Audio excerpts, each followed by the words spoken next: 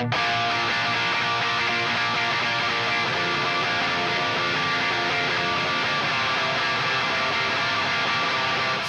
comes the nasty gram.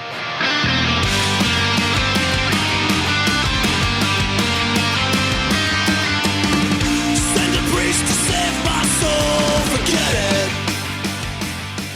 Hello, listeners. Welcome back to the Ithaca Project. For one last time, I'm Josh, and I was your handler. Hey, everyone. Fucking shit! Damn it! I was thinking of the last thing. I was thinking of just the last fucking thing. said Damn it. it. I wasn't paying attention, clearly. That's been the case for fucking months. Yes. Hey, Matt, I played Gilbert Herbert Buckles. Hey, this is Devin. I was Audrey Ann Pearson, rules lawyer. Hey, this is Jake. I was playing Detective Alan Slater, and I was in the war. You're an agent, not a detective. Sure. He's getting old. He's senile. Hey, everyone. This is Dan playing Atticus Kane, not Finch. The scientist turned, well, we're not sure what he turned into. So I've been looking forward to doing this, and we will have a little session at the end of this where we put out a post to get some questions from you guys, anything you wanted to know about the arc, questions you had for the players, for me, whatever. We'll get to that, but first kind of want to do it on our own. And I think this was not a long arc, 11 episodes, but I think more than most, probably, I think we all, as players and me as a handler, have unresolved questions or things or whatever. And especially because, we'll peek behind the curtain. We wrapped the last session and, it all happened really quick. And we talked a little bit afterwards about, hey, should we go back and re-record an epilogue and put some more thought into where our characters, where your characters might have been and what things might have looked like. And we kind of decided after some initial interest not to do that. So maybe we get into some of that here, and otherwise just kind of fucking talk about it like we usually do. So Cool. So what's up? I have a question for you, Josh. What happened in that game? Like, can you... What happened? No, like, there was jumping Nazi. There was bulletproof Nazi. What can you walk me through the initial murder? Yes. Because I was this trying is to figure awesome. this out today, and I guess I'm dumb. No, I think we... No, I think you guys were on to most of it, but I did know there was like it wasn't supposed to be, or it was a mystery, but there was a real answer of what happened. To be honest, my initial, I wanted to see how the game was going to unfold. I pictured when you guys got to Zwicky, whenever that happened in the game, that would be the point of a lot of revealing. And that point of the game would be a lot of really understanding everything, what had happened, proving your theories, understanding what he was doing. But we shot him. But you shot him. Yeah, I mean, basically. So it went like all of our games seemed to go. So what I had pictured happening was that Zwicky was working on this dark matter stuff and got further into it. Kassler was a Nazi spy. Kassler was reporting back and had reported that one of the project members, this project was a precursor to the Ithaca, to the Manhattan Project for the most part, but had also reported back about the dark matter stuff. The Nazis, that's what they queued up on because they had also made their own breakthroughs about this stuff. They sent some agents to support him, including a couple of their prototype people Soldiers. that had gone through. Was Laporte was not a part of it. Okay. Zwicky became increasingly paranoid that people were interested in his shit because they were. And there were, he was starting to see things that some people were trying to get further looks into his stuff. He started hiding more of it, taking it out to his own place, doing his own stuff. There was ultimately a confrontation that happened at his home. during an experiment where one of the spies got into his house and ended up in the middle of the experiment and was killed during it, which caused his first breakthrough. Someone had to die in order for him to pass through. For the bridge to dark matter and dark energy, it involved the release of life energy, essentially. Yep. That body was there. It was never found. No kidding. Everybody failed their That's search right. roll outside. It's one of my it's one of my things is what did we miss? That's, Nobody searched outside except Jake yep. and failed the search roll. Got it. He went, that also being a part of this thing is a mind-breaking experience. The 1D20, 2D20 sanity thing is a part of this process. And Zwicky was broke, had a pretty severe, what do they call them? Not dementias. Disorders. When he went back, the other 8 German agents had gone through the labs. They were really looking for Zwicky's stuff, but they tossed the lab to make it look like they were looking for Manhattan Project, the atomic North ship. Star stuff. Yep. He went in there. Laporte was also suspicious about Zwicky. Laporte was in there when Zwicky arrived, and Zwicky had already been suspicious of him because he was German, found him in there, and killed him. And then the night watchmen come, the Germans were upstairs in his office. So chased them out. Zwicky fled on his own, and it was the German team with the little super fast super jumper that got away. Got it. Okay. So that is what actually occurred. And you guys put together most of that. So I did have this like set idea of like, here's the stuff that really happened. It didn't matter if you found out every single detail. You found out enough. You knew that, there really was a spy. You figured out that Zwicky was the one that killed Laporte. And most of it from there. And then, I thought a lot more was going to come out about what the whole dark matter thing was and how it worked and whatever. And had this idea that, a lot of it was tied. This was something that had the potential to occur naturally. Okay. Through very fluke conditions. And so I'm wondering that painting that Jake didn't know what it was. Yes. What particular event was it? Alexander the Great. Okay. This was fictionalized by me, but essentially an event in a battle where the certain number of things in resonance, including a solar eclipse and other kind of random natural factors, along with an earthquake, resonance, energy release, death, Alexander passed through.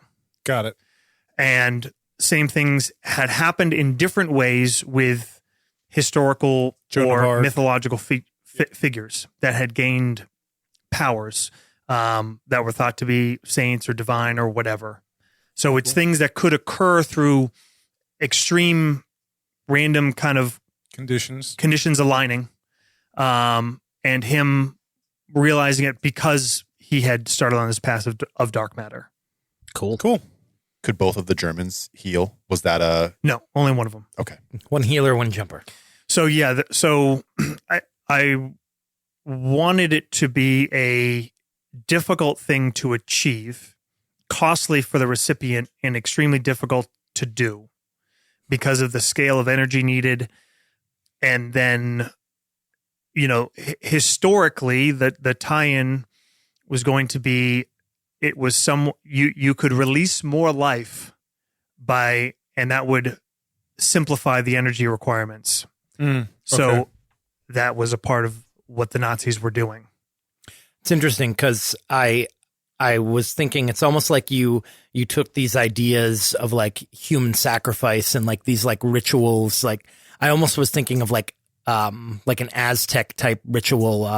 What is that movie? Apocalyptico. When they like sacrifice the guy on the altar during the eclipse. It's like that kind of thing, but like they've like found the scientific sort of explanation, or they're Because- beginning to find the scientific explanation. Yeah, but those it's cool. things that happened through arcane yeah, matters. And ultimately, like that was, I found my way to that. What I wanted was basically scientific super soldiers making a counterfactual World War II history. Yep. Um, So if a bunch of Captain Americas actually did show up. Kinda, yeah, but darker, a much You're just darker. trying to make your own superhero MCU universe. No, so Because everyone gets unique powers, right? Everyone's Kind of, powers are yeah. different. because it's tailored to the essence they touch and who they are and the other kind of things that go into that. The original concept for this game was in my head 5, 6, 7 years ago, I think. It was going to be a spycraft game where it was going to start in England in 1940, and you guys were all going to be they weren't OSS, that was the US thing, predecessors of the MI6, basically, and start the game as, you guys are getting put together as this team to go do commando shit, and then start the counterfactual thing where it's going to start with the German invasion of England. Got it. And which obviously didn't really happen, and displaying unusual things. Qualities, yeah. And then it kind of just evolved from there. Can we ask you then, what was it like? You had this, idea in your head for years and years, and then, we get to what we played through. Like, how is, like, what, is there a big difference? Is it something, it's tough to compare, right? Because the game that plays out is never the one that you have in your head. But, was it satisfying? Is it good for you? I mean, ultimately, what I hope and what I kind of came to the conclusion of during the last couple of sessions was I hope sort of the story of the characters going through this is more interesting than like all the details of the mystery, because we're not really going to get into all of that without just basically having Dan's character exposition his way through all this research. Yep. I thought that was going to be more of a part of it. When I conceived the game, it was going to be mystery and unfolding, and then eventually this confrontation with Zwicky, and then I thought it was going to be more of a decision of, do we harness this tech or do we not? More of an ethical kind of... Yeah, I thought so too. I was really happy with how the game ended, but I was a little surprised that we didn't get the option to say yes or no to it. Right. And that might have been kind of our own fault. But that speaks to some of the things like the characters talked about in the game, where it's like, this is war.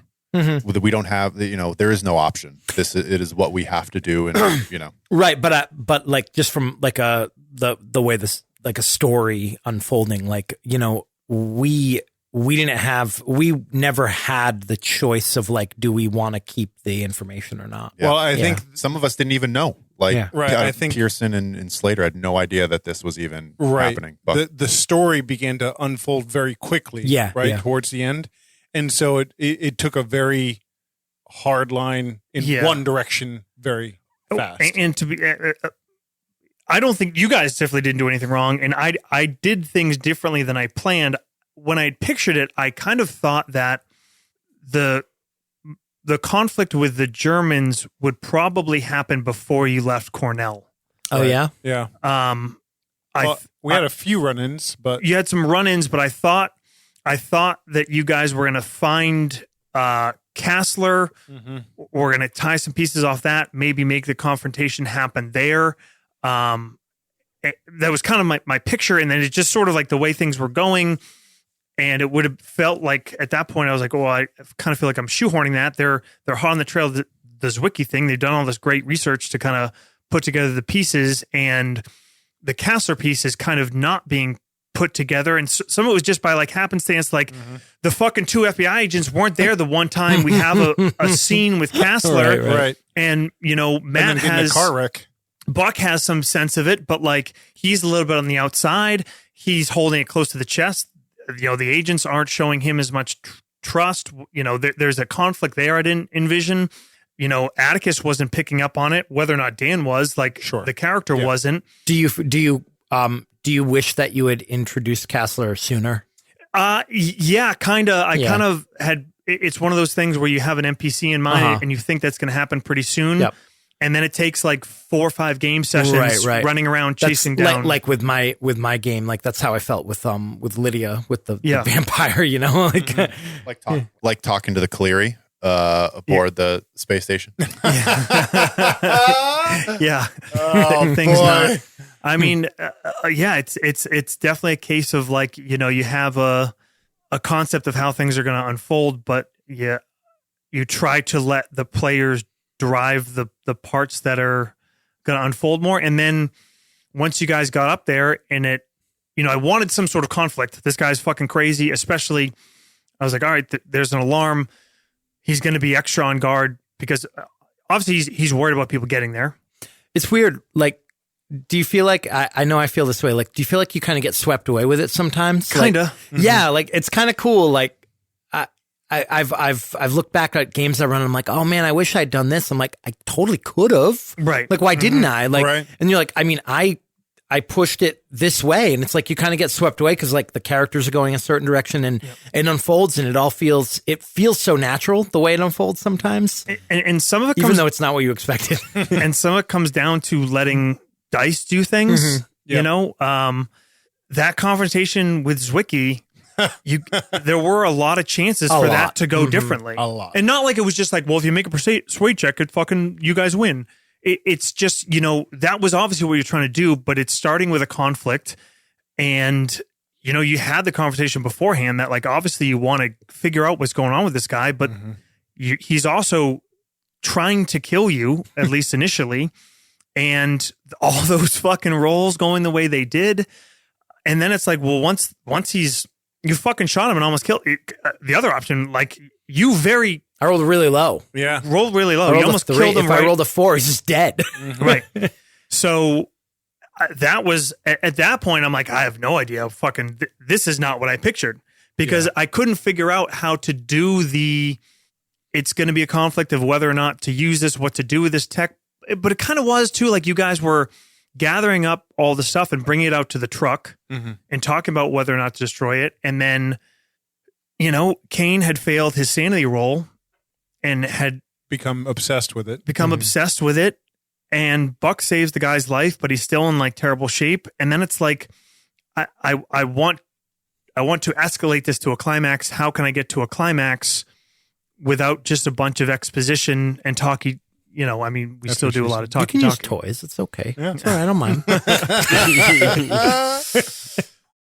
So yeah, I don't know. In that way, it very much didn't go exactly like I'd planned, but I tried not to plan it too much either.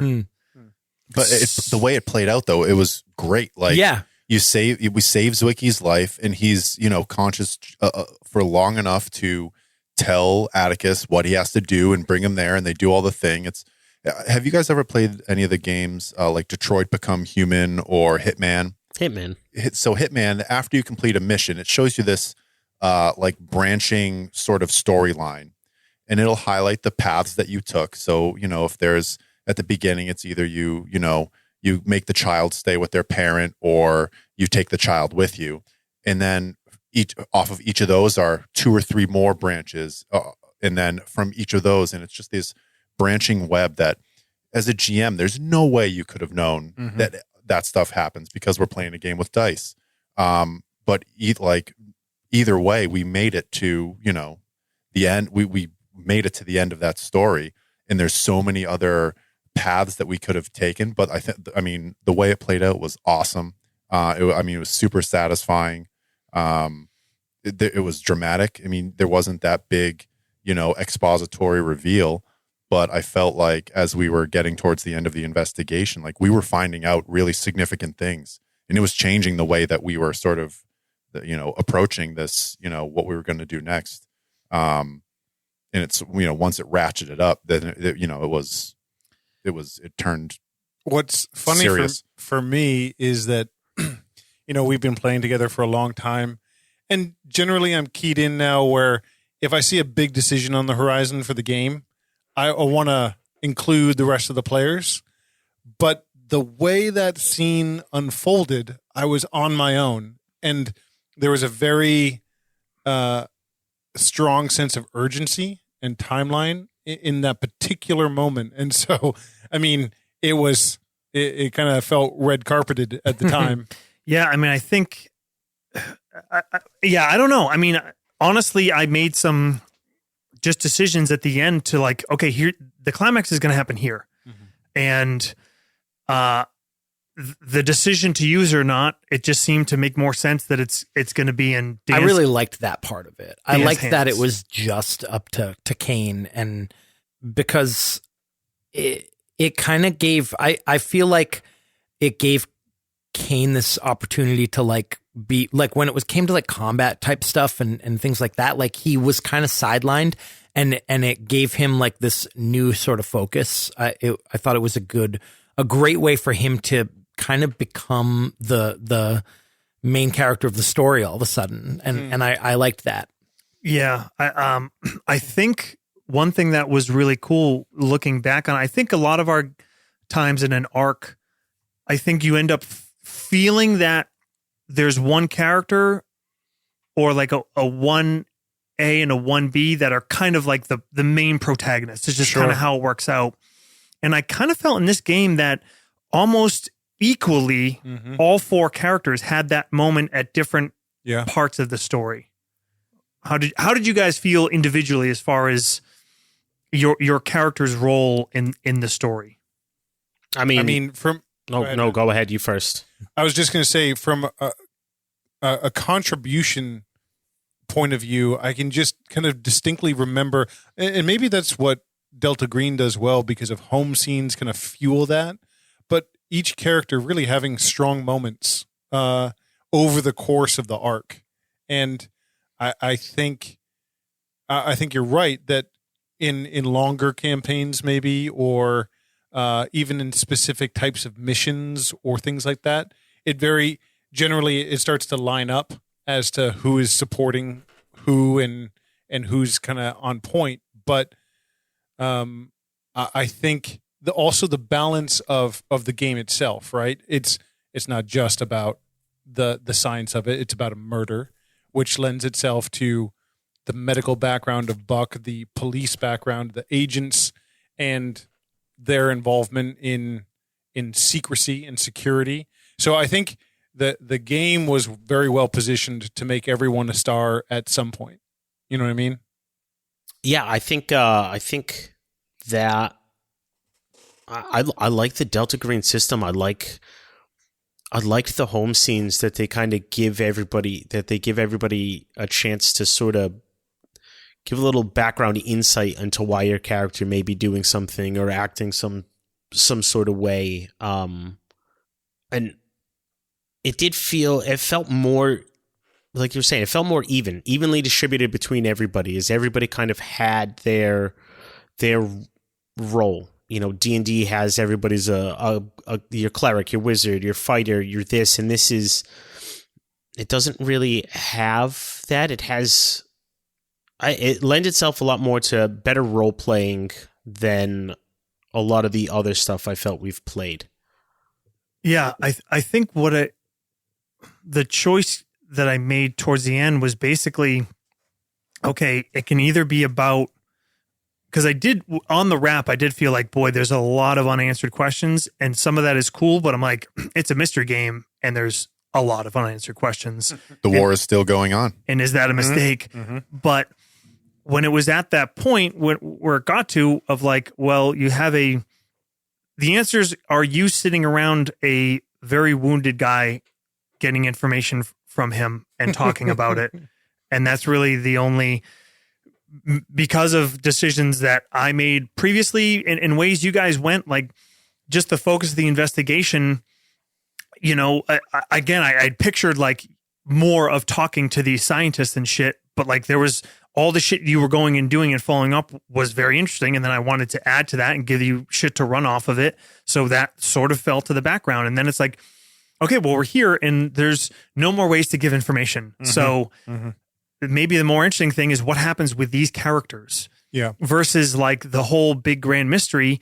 And I did want to make that was sort of like at the end. Once we were there, it's like, okay, well then it's going to be about, I guess Kane's going to be in a position to make a very interesting decision, and then everyone else is going to be fighting for their lives and have a hard time surviving. And hopefully there's some interesting parts of just that, of being attached to these characters and having seen some of their backgrounds and relationships, and having the possibility that one or any of them or all of them die. Maybe that's more interesting than giving all the answers to the mystery, which is not what I pictured going into it. So yeah, I don't know. It was weird. It was not what I expected, but I did feel I felt very good at the end of it. Yeah. I felt that for a relatively short game, like 11 games, I was able to kind of play this character, explore, or rather reveal my entire kind of backstory, like, about his time in the war and kind of what he thinks of like the science of war and how it's kind of fucking evil, and about his family and like what happened to his son and how he kind of blames himself and his relationship with his daughter. Like, I felt like I was able to get all of that in there without feeling like it was rushed or forced. And I think part of the reason for that was the home scenes. And also, I don't know who I think Devin thought of it, because I think he did the first one, but the flashback scenes that we kind of just started throwing in there, which were an awesome element to this game. I think that was one of the best things we did. Yeah. And we did them deliberately to start. And that's a big thing that I know it came up on the Facebook page, but I want to make clear, if you're not on there and you're just listening, all those, especially in the first 2-3 episodes, the ones that I put out there, that weren't player driven, of like, hey, I'm going to do a flashback scene. The players had no idea that those were coming or what they were going to be. The players all gave me, we had a good session 0. We did good backgrounds, but I thought the role playing in those scenes was awesome and I think these characters were extremely well developed in a short game that was about a mystery, like of kind of a big thing. Like, this was a big story. Yeah. But I think at the end of the day, the characters were by far the strongest part of it. I think at the very beginning, first few episodes, we had some of those flashback scenes, and coming into the game, when I had the idea of Counselor Pearson in mind, this young lawyer in the FBI, has I could, see the bright future ahead of her. I had a sort of nebulous idea of, what she's being groomed for, and imagined this adventure, this arc, this mystery, this case to be a sort of proving ground for her, and her to use, her lawyering skills and using her mind as her weapon. And the stuff that was the most compelling for me was like watching her like unravel. And I think like the sanity loss and, turning on her own teammates and discovering the spy. Like, my favorite moments for Audrey were the times when she was like at her weakest and like unraveling and like becoming, totally like out of her element and just sort of trying to grasp for things that I would never have expected. And I had a lot of fun because then I could just sort of react, sort of like off a knee-jerk reaction, because, hey, she lost a lot of sanity. She lashes out. She's not thinking clearly and stuff like that. And it was super cool. And that's stuff that you can't predict in character creation. It's stuff that, comes out in the game. She has a 30 skill in firearms and ends up being, the hottest shot in the FBI. Yeah. Like, that was laced everyone. Devin, can I ask you about that a little bit more? Because I was actually curious about this. Obviously, you didn't make your character with the intention of her going crazy. And like you said, like, you saw this as sort of like a proving ground, like this kind of adventure for her. And because of the dice, it really didn't end up that way. Were you at any point like kind of disappointed that your character wasn't like being kind of the badass that you had envisioned? No, because this was more interesting. Okay. Because Audrey saw what if this mission goes well, if this case goes well, she and I already imagine what the future is going to be like. But once those things start getting shaken up, then it's much more interesting because, it's like how far does she slip before does she regain control? Does she not? And then by the end, I'm thinking, does she even have a future in the FBI? Does she stay around? She imagined this bright future. I imagined her going into, the Office of Special Services or something like that. But now I'm just like, I don't know where she ends up. I think part of the fun of Delta Green is accepting early on that your character's not going to make it and kind of riding that wave, right? And seeing where it leads you. I think that ends up being very much more interesting. Yeah. There was, I think I said this after we had stopped recording, but there was a moment during the last game where I was using the machine with Zwicky. I thought Josh might pull a total power move and have me disappear and be the gateway for Zwicky again to like come back and heal himself or something. And I was just going to vaporize into nothing. So yeah, I think the Delta Green system does give you a bit of that.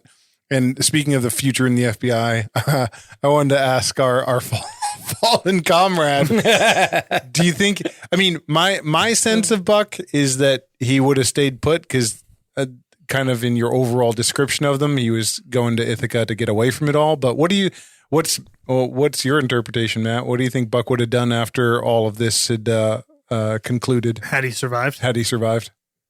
He definitely would have stayed in Ithaca. And he probably would have taken, if things had gone, well, as good as they could have, and he'd survived, he probably would have pushed it to get that promotion.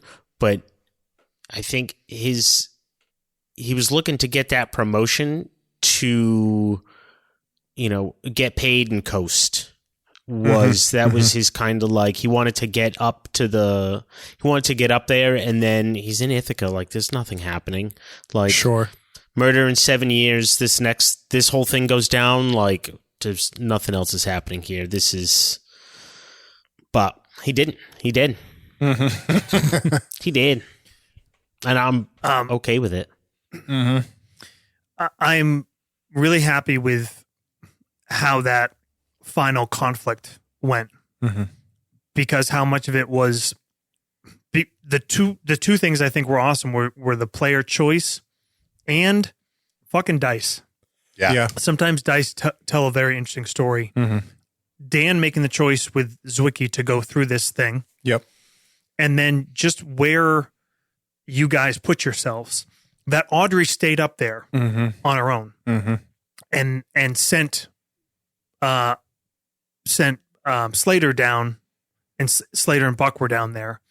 And then where Kane chose to go once he had some of these abilities, and then how the dice happened. Yeah. Anybody could have died. Audrey had, Delta Green agents go unconscious at 2 hit points. After the stab, Audrey was at 3. I was almost certain at one point as soon as that you described that guy, like climbing into like on all fours, like with the knife, like skittering, I was like, she is dead. Yeah. Yeah. But like if you had gone down, if all three of you were together, Buck dying, I hate to say it, I do think it's good for a story that someone died. Yeah. I wasn't going to force it at all. Yep. But, at that end, you guys hit that guy twice. We both did one, right? Both did one. Yeah. You needed 3 total to put him down again. Buck failed at alertness even before that to tell that he was still alive. Yeah. That Slater didn't die, that he was at 1 and went unconscious. Like those things are very interesting in just how they happen, because I think even though it's a short arc at the end of the game, I think the characters were revealed enough and were interesting enough because of the work you guys put into it that I think it would feel like a loss to a listener and to me as the handler being part of the story to lose any of these characters. And I don't know, it was fucking cool. Yeah. Because that's the other thing that pushed Atticus's decision is failed sanity checks. They just kept steering him down one very clear road towards the end, and then the rest unfolds. The obsession with the dark matter caused you to go and you went to look at that journal, and you could have just grabbed it and had it, but your obsession made you dig deeper into it. Yep. Well, I was going to ask you, Dan, do you think if you hadn't failed I know the big deciding factor for agreeing with him and killing him to get the power, you said, well, I've taken obsession as my thing. Like, I'm going to do it. If you hadn't, do you think you still would have, in the end, made the same decision? Do you think it would have? I don't think I would have made it on that timeline. Okay. And I say that because, I mean, it's hard not to meta from the perspective of knowing who's showing up on our doorstep. That it's two super soldiers of some kind, and we may or may not survive if we don't do this. But, I think it's harder for him to take Zwickie's life. It's harder for him to make a decision without, discussing with the team. And, but to your point earlier, actually, Jake, it did seem like an opportunity for him to shine in a place where he didn't really have much room to kind of show anyways. Yeah. You got a sorcerer level once again. Yeah. And it's funny because Josh wrote some stuff on my character sheet, and I was kind of just saying some stuff I was doing while keeping my eyes on him to be like, is this okay? Yeah. I'm going to just appear here and there and do this. So, that's all kind of tiptoeing through what we were doing. Yeah, I added a bunch of shit to your sheet, added numbers, and then I also wrote under the condition area or whatever, I wrote time and awareness and a dark matter score. And I had a basic concept of how the time and the awareness thing would go, but it was going to be very fluid. It was not a structurally or mechanically solid thing. And just kind of I want to play with how you would interpret it and know that because of your understanding and because it was Zwickie that was a part of this, that you would have more than, sure, for example, what those Germans did. I guess going back to the idea of mystery, do you guys feel like you found enough of the answers on your own? Yes. Absolutely. Yeah. I felt like it was entirely driven by us. And going back and re-listening with having done it, and I kind of feel like, wow, we're kind of dumb for not picking up on some of these things. I've listened to all of the episodes as they drop, and one thing that I realized is why did we think that, or why didn't we realize that the Germans were trying to go to Zwickie's house? We didn't realize it was the Germans until we heard them on the radio. That's when it clicked. Silly shit like that. Weren't we driving the idea that Zwickie was still kind of he had a team or something? Yeah. Which I never conceived of, but I was like, well, yeah, that makes sense. They would assume that. Yep. He was still suspicious. He was still suspicious, right? Mm-hmm. Yeah. And so we didn't know if the letter had come from him. We didn't know, specifically if there were. We had no sense that there was other. We didn't actually know that there were Germans. Yep. We hadn't really figured it out until, even after getting into a fight with them, we didn't figure it out until we heard them on the radio. What I wanted to do was have a mystery, not spoon feed you guys anything, and yet move the game forward at times by the actions that other people are taking. Sure. And as rewards for the stuff you guys are doing. But if we started this little quick wrap up, and I kind of suspected some of the first questions would be like, okay, what the fuck happened? fill it all in. And I'm saying it, I'm like, boy, did they not all, I left too much out. But think about what you guys figured out on your own. You knew from everything you guys did in the game that Zwickie killed Laporte, that Zwickie escaped on foot to that other parking lot, that someone else was on that roof and jumped from roof to roof that was beyond human, that you shot a person and they recovered in a way they shouldn't, that there's something going on with that blood, that the Germans were on the radio in the first place from your work, that Kassler was suspicious, that the moving companies and the moving companies, everything about what Cross Lake Dam and Cross Lake Dam, where that equipment was coming from and where it ended up going to, what kind of equipment would have led you that way in the first place from his home. All that shit was all stuff that you guys put together. Sure. That ultimately you didn't immediately know, but ultimately that it was the Germans, that Fritz was not working with the Germans, that they were going after him, that they were trying to find him, that they wanted him as bad as you did. And that they're probably, you kept saying it, what if there is a spy in the unit, in the thing, and you never I think ultimately went back to it? Once we knew there were Germans, we knew there had to be a spy. Sure. Because there had to be someone who told them to come there. Right. Like, I don't know if we explicitly said that. I think it was just kind of obvious. Implied. Yeah. And I think the choice could have been made, and not a wrong choice, but the choice could have been made, instead of going to Cross Lake Dam, to fucking dig into the unit more, to the university and that could have really been a turn focus. things. Wouldn't necessarily have been better or worse. It would have been different. It would have been a different. Well, I don't know if we talked about it on mic or not, but we did at one point talk about trying to set a trap to draw the Germans out. And did. That would have resulted in a much different ending. It would have been us having a showdown with them, I don't know, on campus or something. Yeah. or at the police department. Yeah, or at the police department. And then after that, going to find Zwicky. I think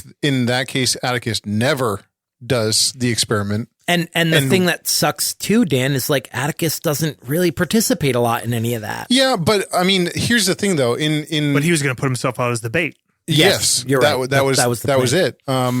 Which I thought in the action scenes, the only scene that I was really left out of, and it just made so much sense, was the kind of the three-way of me having talked to the professors, you guys getting into the car chase, and Matt going to Kassler's. But I mean, it was kind of cool, being in the diner, seeing it kind of unfold, and then jumping in after the fact. You read that cool book though, right? We had some tea and read a book, I think. Yep. Yeah. Josh did a quick cut back to Atticus and the thing. 100%. Which is great, it's and then at Zwicky's, my cowardice of hiding in the house and then seeing the other person coming around the side is, what maybe saved someone from getting maimed by a shooter on the porch.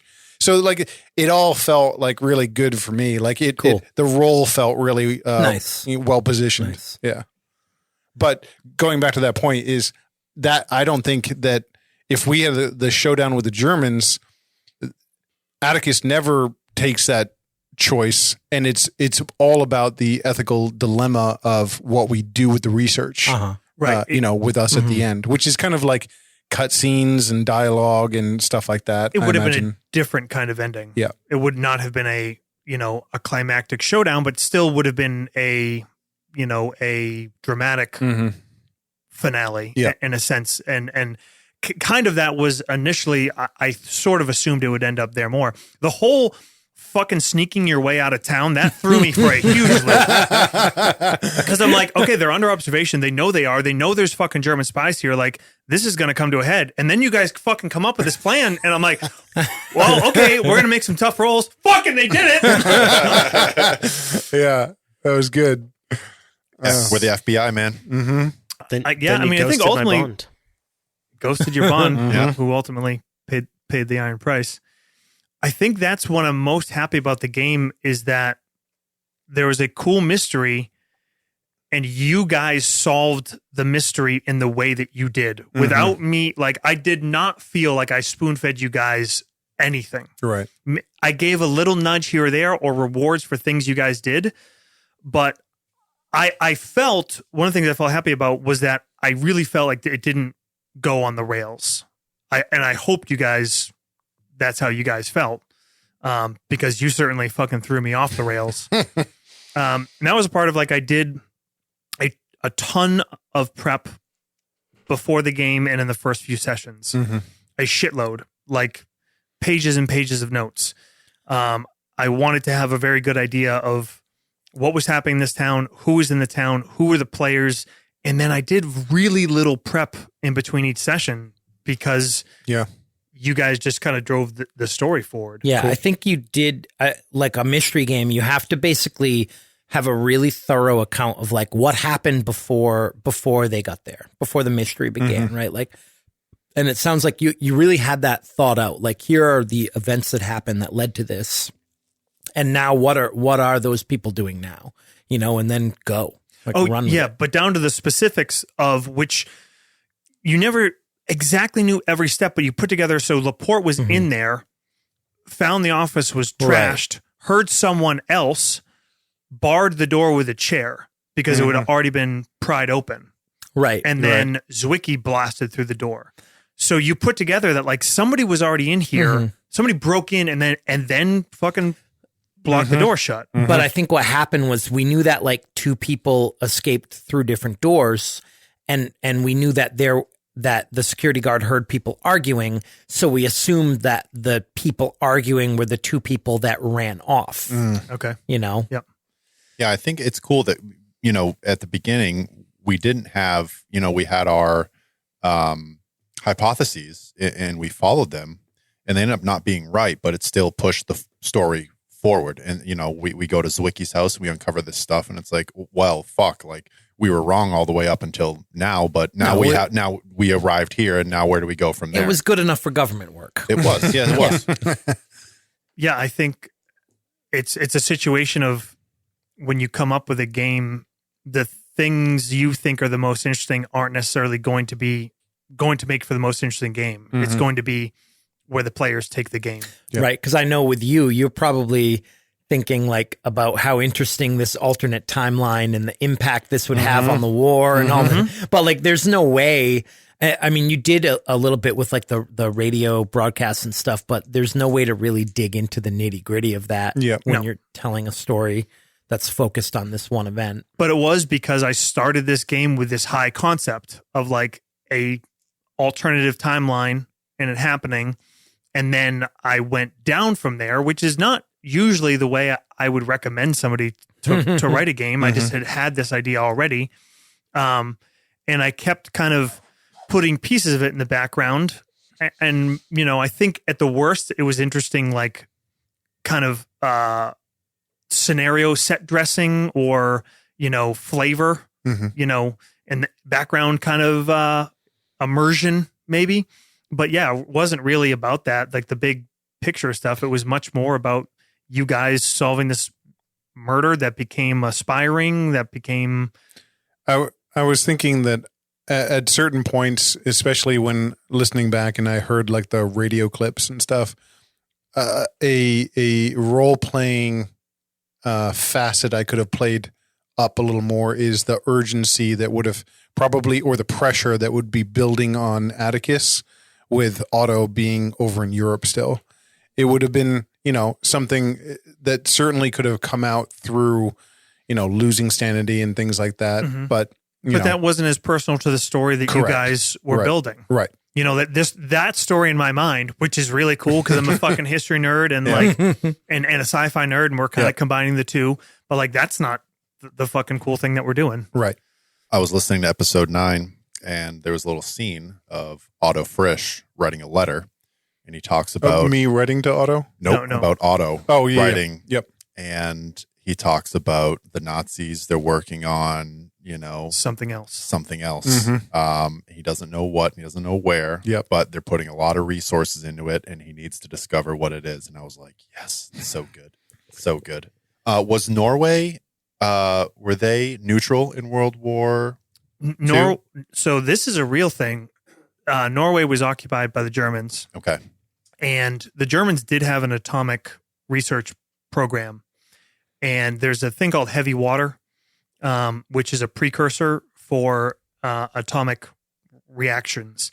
And there's a there's a facility in Norway that the Germans were making heavy water in, and there's actually a badass fucking true historical story of these Norwegian resistance fighters that are then taken back to England, that are trained by the SAS, that are then dropped into fucking Norway. I was going to say, wasn't there paratroopers? Dude, it is a fucking wild true story, and they end up sinking this fucking barge full of heavy water in a lake in Norway, and it really happened, and it basically derailed their fucking program. Wow.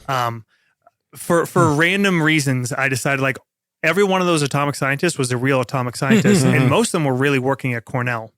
Yep. And like it doesn't matter. But I wanted there to be enough like reality around you guys that the thing that isn't real is like the divergence point. Yep. You know, but it to be a grounded historical setting. Yeah, I had a week or two in bed after the hospital to read up on physicists of the time. It's cool because I mean the Germans, the Nazis, were interested in occult stuff, like really interested in it and pursuing research. Did you ever hear of Die Glocke, the bell? The bell. Yep. Just fucking disappeared one day. Yeah, I mean, some of the initial inspirations were reading The Man in the High Castle and seeing some of the show, and His Dark Materials, which is the book series that they made into an HBO series.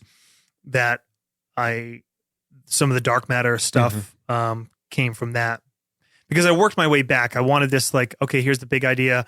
How do we get to it scientifically? And of course, Indiana Jones. And Indiana Jones. Yeah. How did you guys feel about Delta Green and how we used it? I was a little apprehensive about whether or not the home scene mechanic was going to work because we didn't have a home, right? We're in the field and the game is going to be shorter. Generally with Delta Green, the idea is the home scene would happen after the mission completes. So I mean, we obviously changed the way it works a little bit. We were a lot more kind of liberal with how we used the home scenes, and I think it worked really well. And, you know, we've talked about kind of taking different elements of different role-playing games that we like and throwing them all together. Like, you know, we use bonds now for like pretty much every setting we play in. And I think home scenes is one of those mechanics that it's really the thing I think that makes Delta Green so great, that and the sanity system. And I like the idea of adapting home scenes to everything now. I think another thing that Delta Green would be good for, which I mentioned, is a lot of the character building. I think would be really good for Star Wars, minus the Force and Starfighter combat. But it would be another cool system to pull from. And flashbacks, background flashbacks early in a game. Instead of waiting for characters to have a chance to tell their fucking story. I was really happy with that because it wouldn't have made sense for most of those things to come out in the game. Yeah. Right. It was funny because I think we were discussing Bonds, Devin and I, and then we came up with this kind of side story, and then you flash back to it, which was awesome. Just out of curiosity, did you guys, going into the game, what did you expect as far as, I guess, genre? Did you think there was going to be any otherness? I thought it was going to be very, in the case of X-Files, sometimes like very like unknown as to whether it was or wasn't. Yeah, I felt the same way. I mean, in our sessions here, you said, you know, we don't need the unnatural skill. You know, occult is not really going to be a big thing. So, you know, I thought it was just going to be, you know, this sort of gritty. The rule system has everything you need for that type of thing. You can lose sanity from very mundane things or things that happen all the time in the real world. So I was totally expecting just a gritty, suspenseful sort of crime thing. And then once that motherfucker got up from the porch, then I knew we had crossed the Rubicon a little bit. Yeah. You didn't expect much at all. Yeah, I mean, I did kind of want to not fool you guys, but I wanted you to go into it with a little bit of a different I wanted that to be a reveal to the players and not just the characters, which we don't usually do. We usually are pretty upfront with like what the game is going to be. But I thought that would. I expected some sort of supernatural, but I thought it would be a lot more subtle than it ended up being. Yeah. Well, like when we first saw that someone had jumped from one roof to another, I was like, oh shit, okay, like this is like super soldier thing. Like, I expected it to just be I don't know. I guess I don't know what I expected. I expected supernatural, but just more of a subtle take on it. More kind of Indiana Jones-ish, I guess. Matt, I feel like you played, and you have before, kind of more of the outsider role, even though ironically you were the most physically at home here. Did you? I mean, we kind of knew that was somewhat going to be the case during the session 0, but it felt like more of a factor than I expected during the game. Did you like how that played out? Yeah, I think I didn't think it would be as like noteworthy as it wound up being. I think sort of that Audrey scene where we went off and she basically accused him of being a spy, like just it really set him off, and it was, there was another scene too where there was like a letter that you guys had given that was mentioned about there being spies that you didn't share with him at the beginning, and it came out like I think it was like 4 or 5 episodes later. You mentioned the letter, and like that was a tick in the box for Buck of like, okay, like I'm just supposed to chaperone these, these agents. Like it was kind of the role that he was going to take, and I think. Like you with, whom we talk to and who we don't talk to, like Buck wasn't, I felt like a lot of the stuff Buck knew about the town or the information he would have had wasn't anything that the FBI was really looking into. Like the story didn't lend it to that direction. Is a lot of it was German scientists, spies, Cornell, like what that isn't, Buck knows a lot about the town and the surrounding area, but that means nothing about the people and who's here and what the FBI are even looking for. So like, that's cool. He's riding this for a promotion. If there's less work he has to do for it, like that, I'm okay with it. I made a choice to have you have basically no background, because when we first did the session 0, I had an idea of like, okay, I'm going to have the investigation already start, or maybe it was before the session 0, but just if there's the local guy, they're going to kind of already be on the case, and then you guys are going to come in and join the case. And then I just thought like, okay, story-wise, it's probably more interesting if I don't dump a bunch of info off screen to one player for them to reveal, and like everybody will find it out together. And then it made me feel like, oh shit, Buck is more of an outsider than I pictured, because these are FBI agents and they're kind of being close to the chest about this case, and that makes sense. And I kind of was like, fuck, I think I made a mistake with this and how it's set up. But ultimately, I think a little internal conflict sort of added to it ultimately. Yeah, I sort of sprung that on Matt. I sent him a little message telling him it was going to happen, but we didn't, prepare. I just thought, I thought it'd be interesting, especially as Audrey was like losing sanity mechanically, but also like growing distrustful. And, she was sent by the director of the FBI. And he told her to watch everyone. And so, she sort of out of her element, a lawyer in the field, sort of naturally would be suspicious. And I think Buck is another, a young person who is capable and smart. And she, is sort of, I imagine her being threatened maybe by, she does want the glory. Like this is her career. This is the biggest case she's working on for the director of the FBI. She does a good job. She's going places. She sees this guy who's, fit and able, and he's in a nice, comfy job. He's fine there. Like, what does that text say? Coming at you, bro.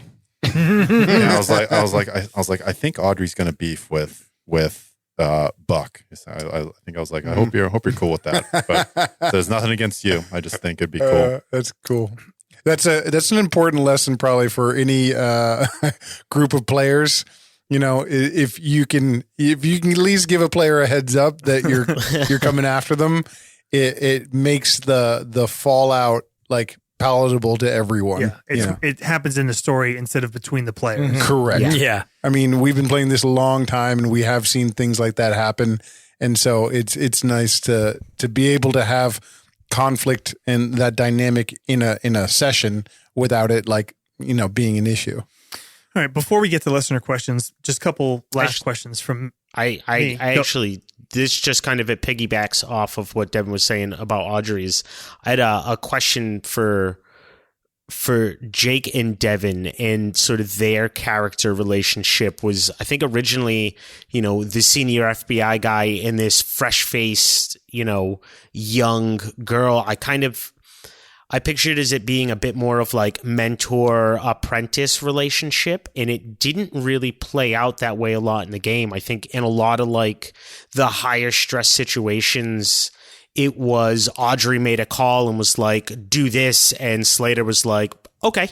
I'm just curious if that was a conscious decision for you, Jake and Devin, or if it just kind of naturally happened that way throughout the story. It was definitely a conscious decision for me because I didn't want to constantly be trying to run the show. But I didn't really see their relationship that way. I actually saw it more. I saw it more as almost like, here's Slater, who's this guy who he's kind of just putting in his time at this point. Like he's done a lot in his life, and he's been met with kind of disappointment due to his accomplishments in a lot of ways. And so he's not looking to make a name for himself. He's not looking to become the fucking head of the FBI or anything. He moved to DC and joined the FBI because he didn't really know what else to do. And here's this young agent who he has this connection to her family.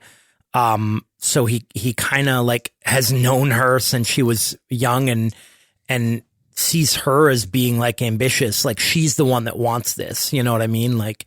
And in a way he's just kind of wants to help guide her, but not by telling her what to do, by being there to support.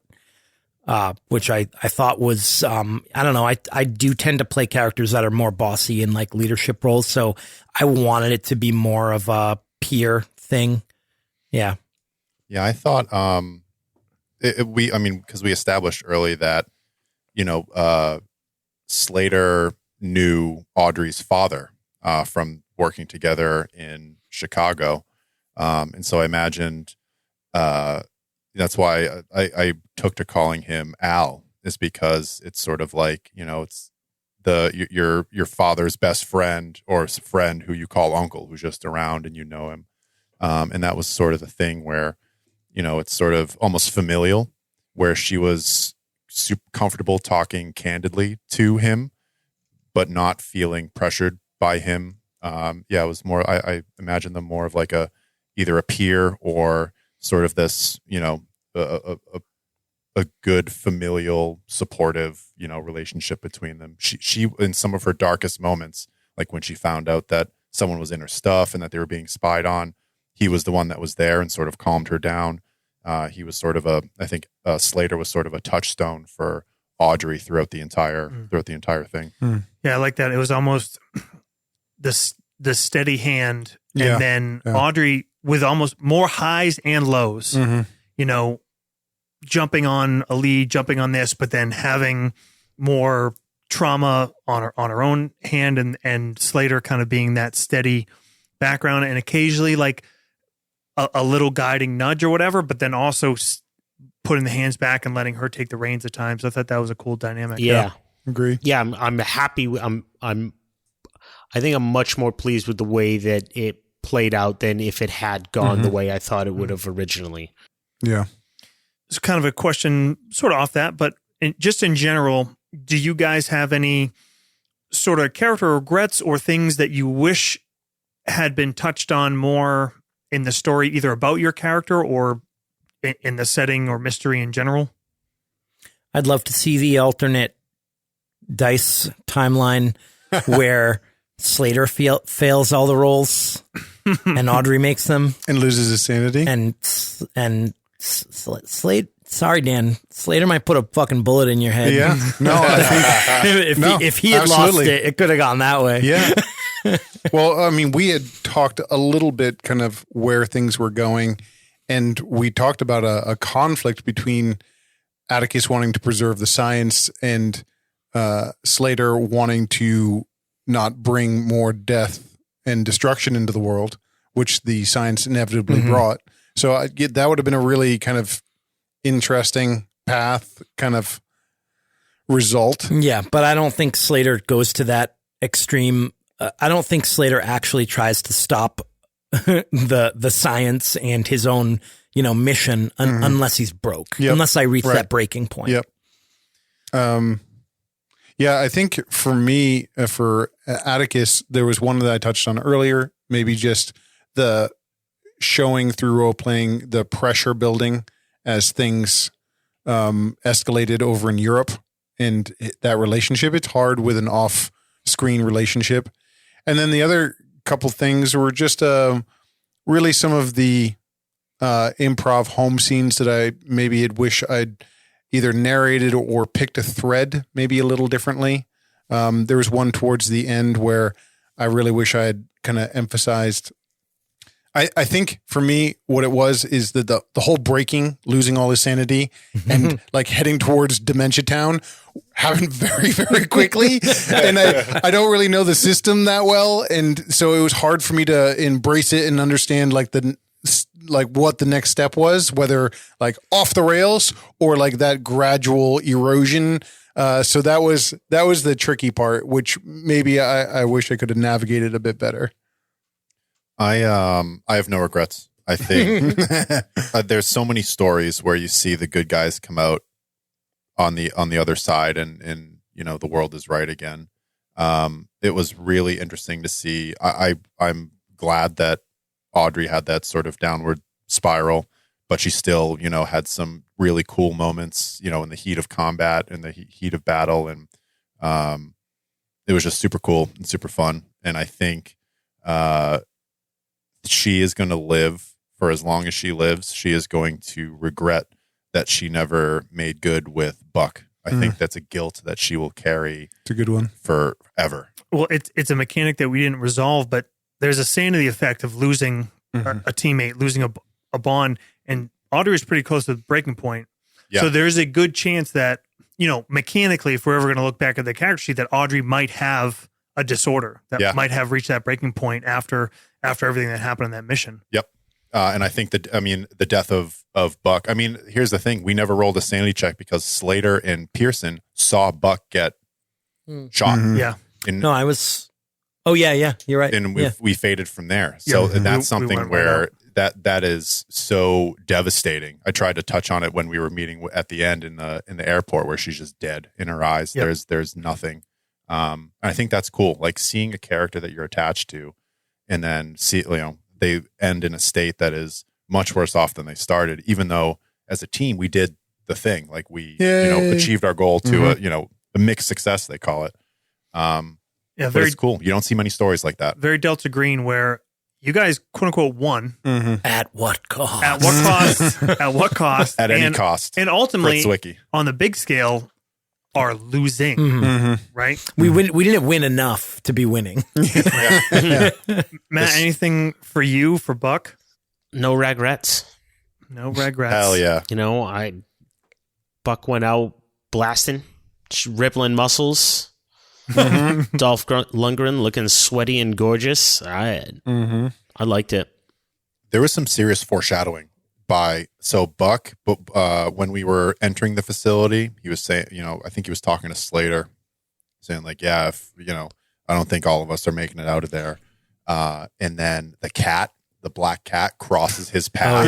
yeah. They're like, if you listen back and there's and you can't write it. We had no idea that And was his going to name is happen. Buck. His name is Buck. But that's like foreshadowing the stuff that you can't make up that only comes out, when you play the game. He was killed by buckshot. It was awesome. Yeah. Yeah. I definitely had a feeling that Buck wasn't getting out of there, and it was I feel it was weirdly early, like when we pulled up to the dam, and like I don't know, it's just something about the way Josh described it. I was like, this lake, like I don't think Buck's making it off of this fucking dam. Like I think he's gonna go down here. I don't know how or why, but It's weird. I had that sense too, just because I was so fragile and had no combat to lend to the group, and I knew that something would happen. So I was like, "Yep, this could be my way out." Yeah. Well, I think for Buck, he was kind of the only one that knew,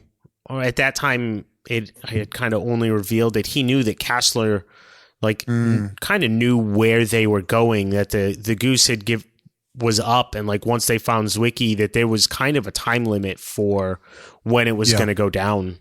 So he was the whole time he was sort of like ready for it, or mentally prepared for like there's going to be a fight here.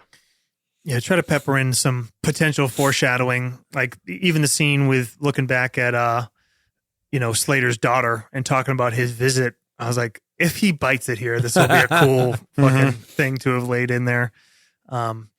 So yeah, well, let's jump to some listener questions. And a question I'm going to put to you guys that we will answer at the end is, if we ever were to revisit this setting, and we always say that, and we always have more ideas for games, so maybe we never will. But if we were going to, where and how would you want to do it? Cool. With what kind of characters? These characters, different characters, whatever. Buck is a occupied canine. USA. Also, do we want to maybe say like what we where do we think the characters kind of go from there? Or? Yeah. Why don't we do that at the end? We'll talk about where you think your characters go. Yep. And if you as players were ever to step back in this world, where you'd want to be. I want to find out everyone's favorite scene too. Yeah. That one too. Yep. We should do, we do this. I play Ultimate Frisbee, and we do this thing after a tournament It's a where weird segue. we go around in a circle and we talk about a favorite scene, or a favorite thing that someone else did, and then a favorite thing that we did. I think that would be a cool thing. Okay. Cool. Hippie shit. Yeah, with the hacky sack. Smoke a lot of marijuana, I bet. There we go. All right, jot those down as we go, and we'll come back to them. Sweet. But listener questions. Okay, so a quick mechanical one from Craig Dealey, Knight of the British Empire. He said, something confused me in some of the die rolls. As you know, I'm a complete novice, but I don't understand why somebody would roll, say, 65 over 62 and it caused much mirth as a bad roll. Normally, if I need an 8 and roll a 9, I would have won that phase. Obviously not in this case, so I would be obliged if you would say, in simple terms, please, why that is not the case for some rolls. Devin, rules lawyer, Yes. explain quickly the Delta Green roll. I'm timing you. Delta Green is based on the Call of Cthulhu system. It is a percentile roll. Time's up. Great. I hope that answers your question. So all of our skills are from 1 to 100, and a successful roll is a roll that is equal to or underneath your value. So as your skill goes up, the likelihood of you rolling at or under that skill also goes up. So rolling above your number is considered a failure. Rolling a double digit, such as an 88, a 99, a 77 over a skill that, say, had maybe 50, that is a critical failure. While rolling that same skill that's at 50, if you roll an 11, 22, 33, or a 1, that is a critical success. It's sort of backwards from, The way I was thinking of it, I think that helped me kind of align myself was 1 is novice, 100 is like genius savant. And so when I'm rolling, I'm trying to roll, within my skill frame. If I roll, if I'm at 50 and I roll above, I'm just not that good.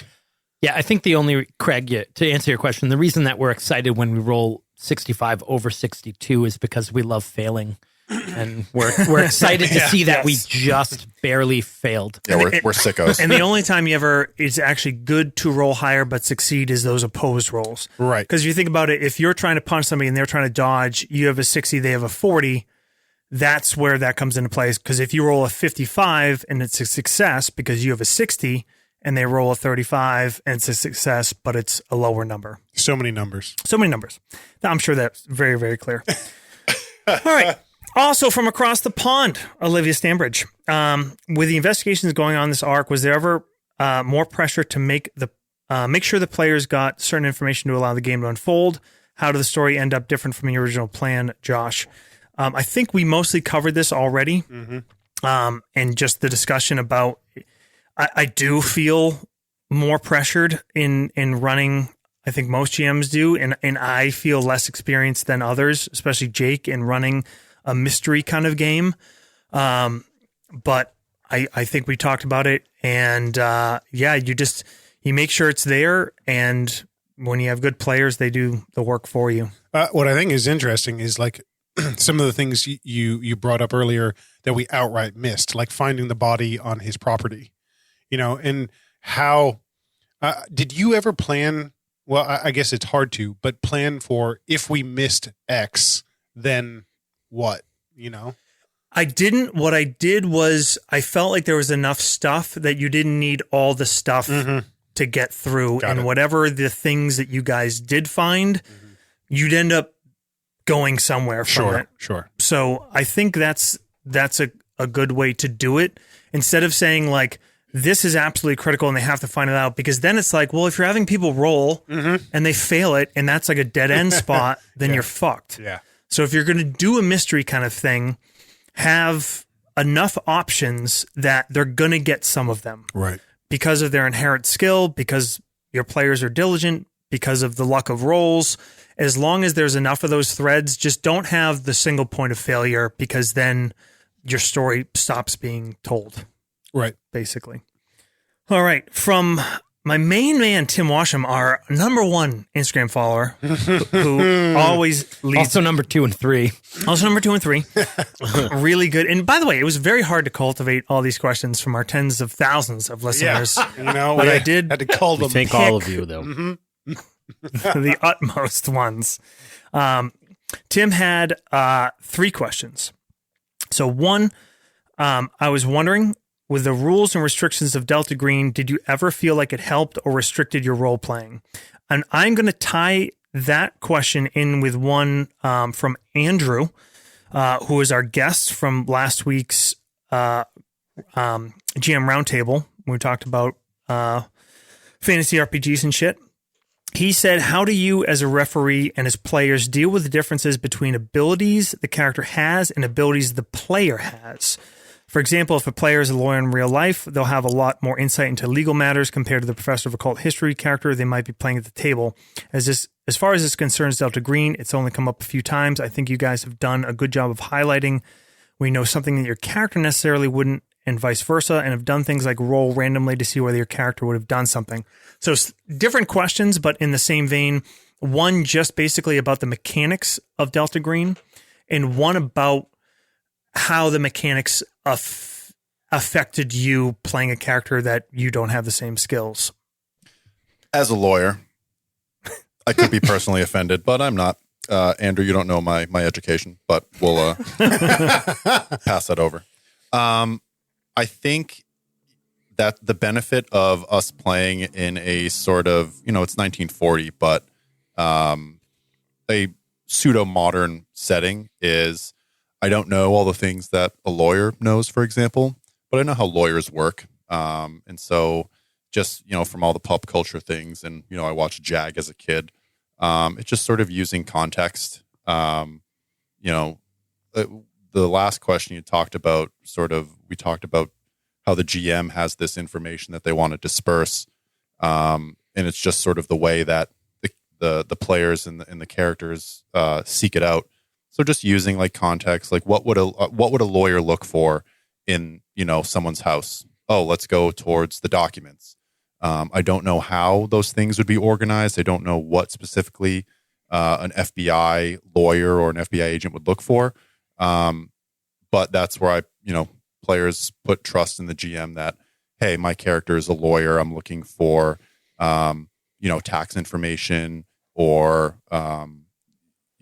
assets and things like that. And then just letting the GM disperse whatever information they want. I mean, I don't know how to shoot a gun, but I got a 30 in firearms. So let her rip. The safety's off. I aim it the right way. I feel, go ahead, Dan.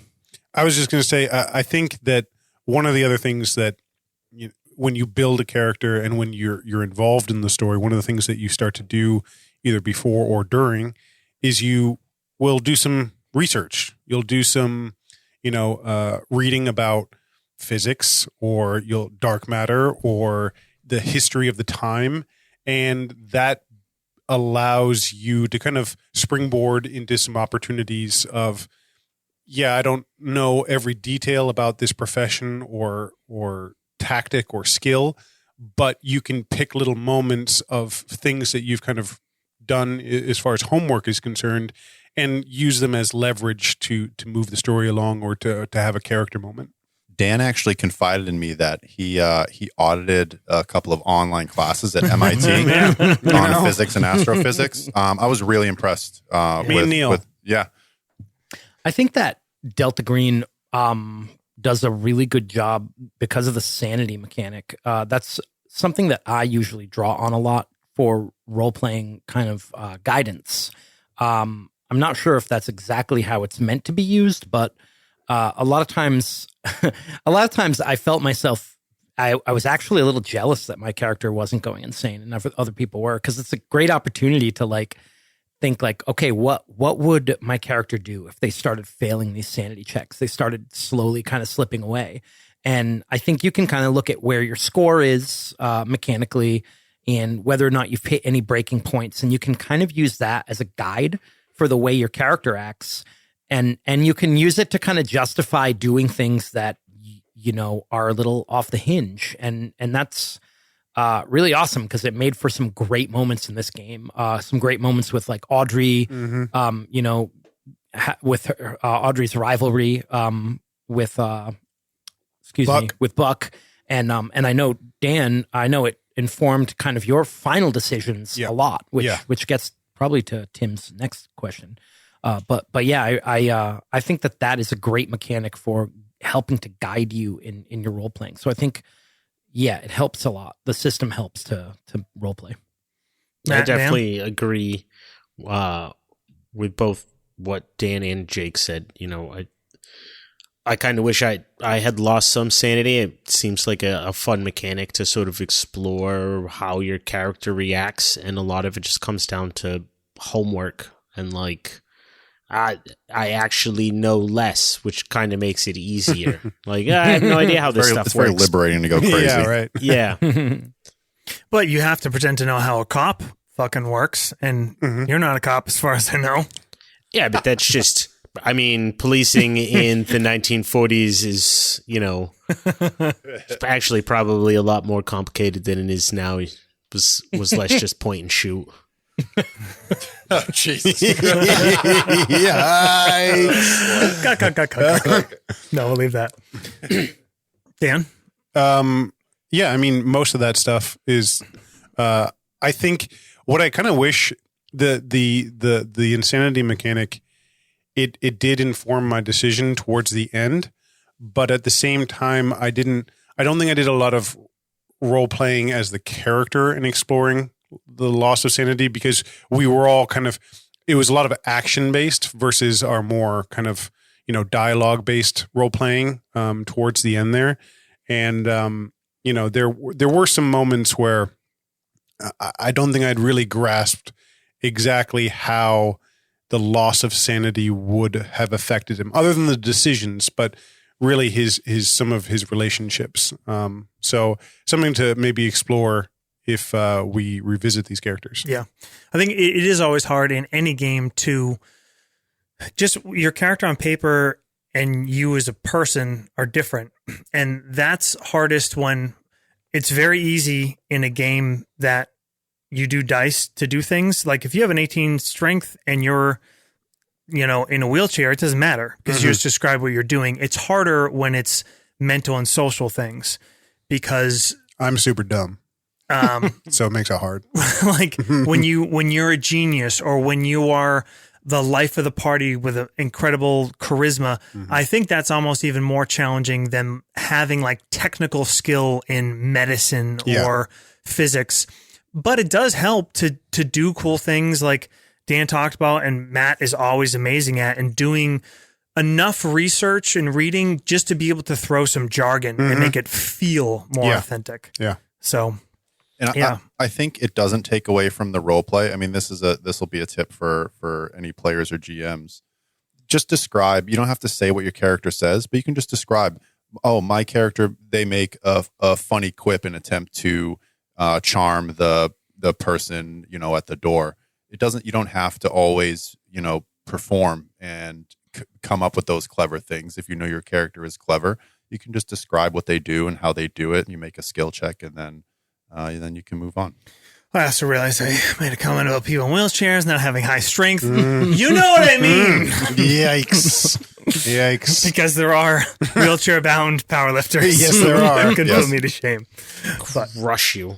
I'm actually going to jump, because you guys were talking about sanity. I'm going to jump to a question from Peter Sanzone. I've yet to play a game with a sanity mechanic. If any of you have played one before, where does Delta Green stack? I know it was an offshoot of Call of Cthulhu, so is that the only other game that I can think of with such a mechanic? Also, first PC death since One Shot, pouring out for Buck. He never got to go on that fishing trip. Rip. R.I.P. Sanity stuff. Any other comments on that? How this sanity system works, how it compared with other ones? I feel like sanity is a thing that we have been using since before. to sound like an RPG hipster, we've been doing it since before it was cool. Like we used to introduce sanity mechanics to our D&D games back in 2nd edition. Yep. So I think seeing this as a fully fleshed out rule system was naturally attractive to us. I mean, I know in our early, like way back in the day, early Ravenloft games, we were like, oh, you take your wisdom and your int scores and blah, blah, blah. And I guess World of Darkness does, it's not really sanity, it's humanity, but it's the same thing, the same concept of the personal struggle as opposed to the external struggle. I don't know. I don't know, honestly, if I think Delta Green does it better than other systems, but I think it's good. I don't see any problems with it. Yeah, it's a well-defined system. I mean, there's the idea of losing standing with bonds, like seeing how sanity loss or deflecting sanity loss onto bonds will affect your real world relationships. I think that's a well-developed system in Delta Green. If I can butt in, I actually don't like that part of it. You don't? What don't you like about it? I don't like it because it feels gamey to me. It feels like you're just, I'll just get rid of that bond to like not take, like, I feel like the repercussions are kind of interesting and more fun. And I guess maybe because it was a shorter game, that couldn't really be that relevant. Like, I don't think any of us did it, but I don't think we should have either. Mm-hmm. Yeah. I have an amended idea to how like deflecting would work. Would be if you roll to deflect, so that means you roll a d4 and you subtract that from the sanity damage you take, blah blah. I think in those instances of sanity damage, you take that sanity damage, and then once you interact with a bond, you can then sort of return your sanity. Give yourself a certain amount of sanity points, reducing that bond. But just making it play out. Yeah, I think a longer form game where there's more interaction with bonds, it would play out a little bit better. I do think the Delta Green system is awesome, but I don't have a lot of experience with others. I do think we made some compromises to fit Delta Green into a compressed timeline game, because where the sanity, especially when it comes to reflecting to bonds, Jake, works is when it is a longer term thing. Right. Yeah. And those home scenes might be weeks or months, and a lot of them involve on interacting with your bonds, and your bonds can mechanically and story wise give you good things back. But the problem with Delta Green overall as a system is you have this sanity thing with bonds that is this kind of slow degradation, and it's supposed to be part of this bigger campaign. But the game is so fucking deadly that like your characters just can die so easily. that I don't know if those two things fit well together in the same rule system. It's an interesting point, because what I wanted to actually bring up is what you brought up earlier is if you haven't used the sanity mechanic, I would encourage you, I think we all would, to introduce it to your games, because it really develops the characters in a I think meaningful way. Because if you look at a lot of the great kind of epic fantasy stories and things like that, Lord of the Rings, for example, comes to mind.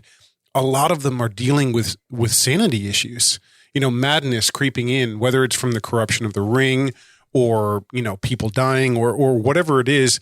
They're not just impervious heroes. And I think it leads to much more interesting role playing if you can find a way to, if the mechanic is a reminder of that toll that the adventures take on you.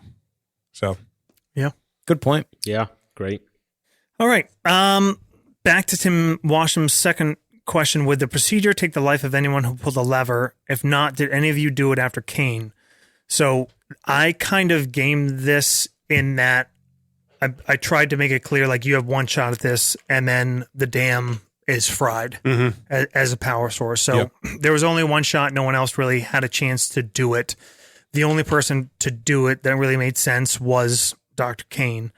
So that kind of was it in that sense. And that became very clear kind of in the moment, because you had, I think we had talked about this earlier, you had said it was really kind of open to anyone. If we had sat down and discussed it, yes, depending on how, how if it any had of gone. if any of our roles to speak to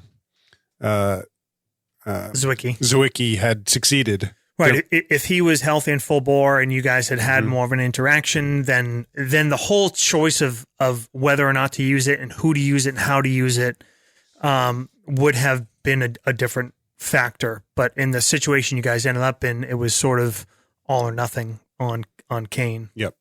If Zwicky died and you were able to come by his information about needing a sacrifice, I mean, he said it himself as like, it could either be he himself, Zwicky, or anyone else had to give their life. In that last sort of sequence in the dam, so many things could have happened in different ways that there's no way we can discern at this table what the outcome. Imagine Zwicky dying, and then it was up to us, just our group, to see. It almost happened when Jake fucking critted him on that rifle. All right. One quick one from Michael Claudio. Pretty much to me, what was your inspiration for Dark Matter? I think I mentioned this a little bit, but basically I had the endpoint and I worked backwards. I knew kind of the world I wanted to present, and I was trying to figure out, okay, what super science kind of thing can I pretend? And I actually did talk to, this is now a few years ago when I had this game idea, Chris and Lee, who used to have Decipher Sci-Fi, which was an awesome podcast. Unfortunately, they haven't been doing anymore, where they basically would take a sci-fi movie and then break down like the science behind it. Cool. Both very, very smart dudes, and it was a great podcast. But I pitched this idea to them, and I said, hey, I want this kind of thing. The Germans are doing this research. What kind of alternative stuff, alternative history, alternative science? And they were basically like, okay, something different about how atomic science works. And then like I said, I had inspirations from His Dark Materials and Man in the High Castle to some extent. So Dark Matter was just, and it works because we still don't get it. Right. So there was okay, we don't understand how this works now, so it's easy to plug it in as they figured it out then.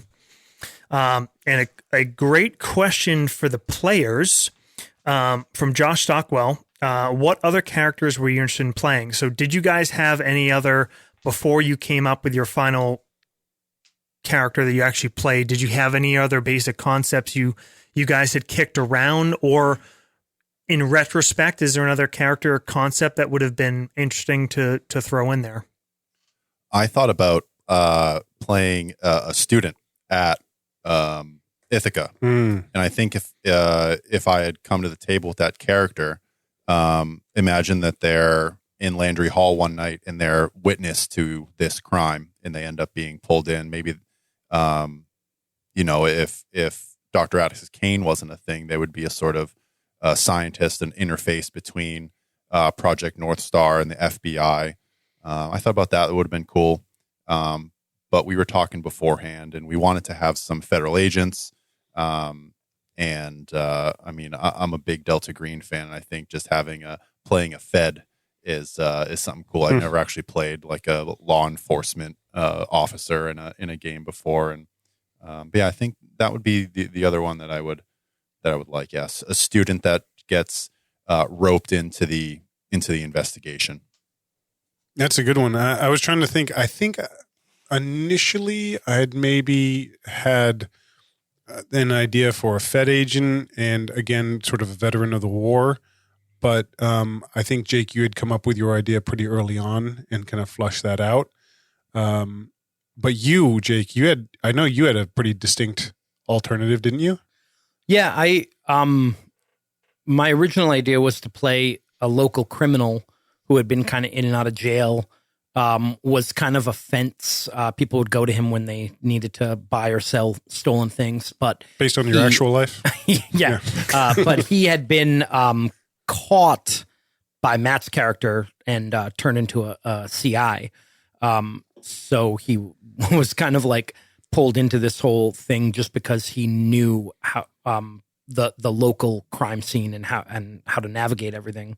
And I went with the Fed because just because Josh said he wanted at least two, and I was like, I'll do the other one. That's fine. Mm-hmm. The other thought I had that I didn't really flesh out, but I thought doing some sort of like investigative reporter would be cool too. Someone who had kind of got a sniff of what was going on and got too deep.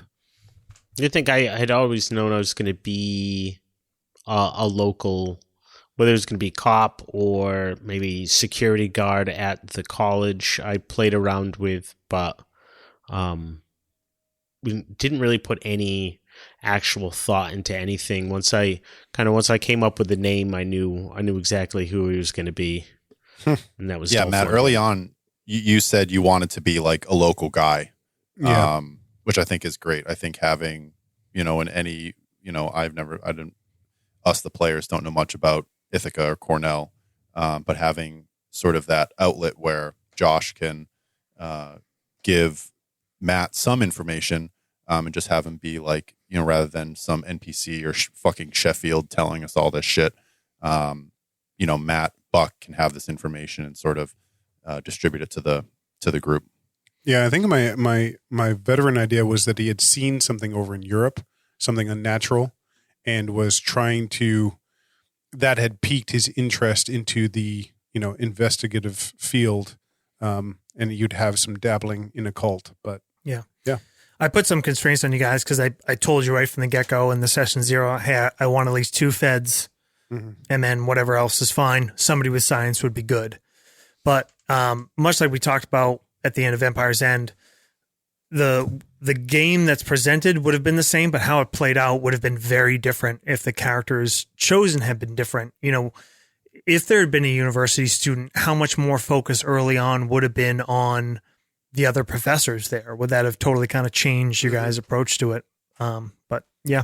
The value of session 0. That's it. We had a very productive, a good session 0. I'm curious, did you prefer, or maybe you didn't, it doesn't, either way, you had made our characters for Star Wars versus you gave us kind of a little bit of structure for Delta Green. Did you prefer the outcome of one versus the other? I liked elements of both, and I did, after leading into the session 0, I had a thought of maybe I should have done the same thing. Maybe I should have said, here's 3 federal agents, a reporter, a scientist, a cop, this person, pick them and go. And I think I could have done that, and you guys could have found a home and done just as well. But you guys played in the constraints that I kind of gave you. It was one or the other. Either I'm going to give you constraints or I'm going to give you shit to choose from. And that's, when you have something that is a pretty grounded scenario, sometimes you need to put some constraints on your players. Yeah. But yeah, I don't know. I mean, I guess the hope is that the constraints are for a better story. Yeah, Right. It is like there. I think the biggest outlier was Devin's character. Honestly, like something I didn't conceive of. A woman. You're a yeah. I never would have imagined. How would you incorporate that? Yikes. No, but like the idea of like, okay, you're fed, but you're fed with a communications background that's more almost reporter than, investigative agent, and this legal background. So that threw me for a curve. And yet I think ended up bringing in a lot of interesting shit that I wouldn't have had in one of the pre-made characters. So Yeah. I think ultimately this was better for player agency. Cool. There are some situations, with Empire's End where it's a very constrained environment and certain things just wouldn't have worked. Yeah. I want to be a Jedi. Or maybe that works for there. Quick one from Donnie Harris. Is it possible to do an arc with a cast of favorite characters? This is hilarious. I'm thinking Sapu, Helios, Victor Argus, and Hilgus. First of all, that is quite the mix. maybe the two most serious and least serious characters we've had in any arcs. Yep. Helios Sapu and Victor. and Hilgus, and then Helios and Victor. So I'll take this one. For the Christmas special, I almost did that. What? Oh. Really? Just I like almost did a like a grab bag? crazy warp wormhole. Like I was going to remake some of these characters as 5th edition D&D characters and just hand them out. and phenomenal. Put you all together. There you go. Yeah. Maybe if Christmas miracle. So maybe if, tune in next Maybe if Christmas. we get a Patreon stretch goal, one of those weird things someday, right? Hey, don't know how I mean, any there of is that some world works. crossover. If Admiral Pearlington's there, Yeah, right? then He'd they're be the all quest there. Anything is giver. He'd be the possible. quest giver.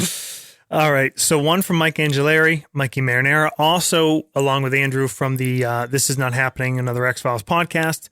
There were some close calls this arc, which were made for a really exciting series. We're all done. My question in this, in the case of the car crash, due to a failed dice roll, characters were placed in a life or death situation. Did you all have to decide a way out of that? Or is that Josh being nice to let you walk away from that? Obviously, did the randomness of the dice keep the games fresh, but would you keep going if they died? Or since every character has importance, is the arc over? I'll answer the GM side of this, which is you want to make your games deadly and have consequences, but you want to tell a story at any time, but slightly more so because we're making a podcast. But even if not, you don't want to just fucking end something because dice go tits up. So part of it is limiting your consequences. So, in a car crash, the example he gave, Jake's character made a decision that was somewhat dangerous, succeeded on a roll, and then failed on the follow-up. I applied a consequence. I knew the damage that was dealt when we did that couldn't have killed the character, but could have done serious consequences. Now, if at some point you have to let the piper pay the cost. My thought, asking it, would be that if a character died, I think I would ask you guys off mic in between sessions, what do you want to do? Mm-hmm. And an option would be, you just sit out the arc. We know it's a short arc. We know there's Sure. consequences. Your guy's dead. Because I wouldn't want to, part of what I think makes this interesting is that it's a small confined thing and the people that are there, and to throw somebody in out of nowhere. I think I ultimately would have left it up to the player. If you guys died, what would you have wanted to do? You could Or and I for the can- case I can Matt, answer that If you since died I earlier, go ahead, Matt. I think I probably would have voted to just sit out the arc and see how it played out. So what I'm thinking though too is you could shovel past like some of the NPCs to whoever died. I mean that would be, I think, an option I left to the player. Yeah, I mean that would probably be one they could bounce around. I think it would depend on how far into the arc we were. We did have that point in the game where it was like a week of downtime. So I think if it were like a death that happened before that, it would make sense that the agency, if it were an agent, that we were replaced by some hard ass who was here because we fucked up. Probably someone to take command of the operation. Yeah, and honestly, if it had been my character, I would have been like, Josh, I kind of want to play someone who comes in and is not helpful. He's so by the book and like hard ass that he's actually a hindrance to them. You're almost playing an NPC, Right? Exactly. Yeah. But if it were like later, like after that big week of downtime, I would have said sit out. You know, I mean, it was a short game. Yep. I think most people are aware, like when we sit down to play a game, we usually do like 2 sessions at once. So, you know, it's like a couple weeks usually. It's not a huge amount of time. This game, it's so compelling, and all the interesting things that came out of failure. Like, I normally don't play like this anyways, but like, there's a compulsion to like not win.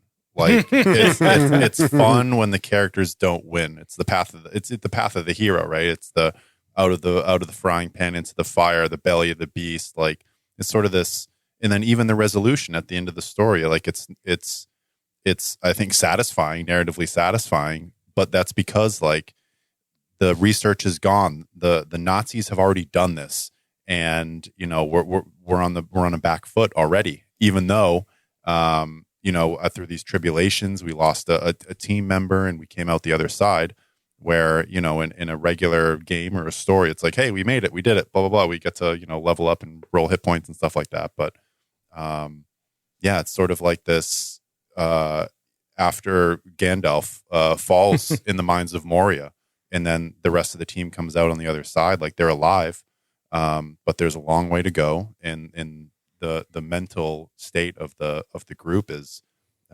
it's in shambles. Yep. It did tie into a similar question from another friend across the pond, Sir Thom.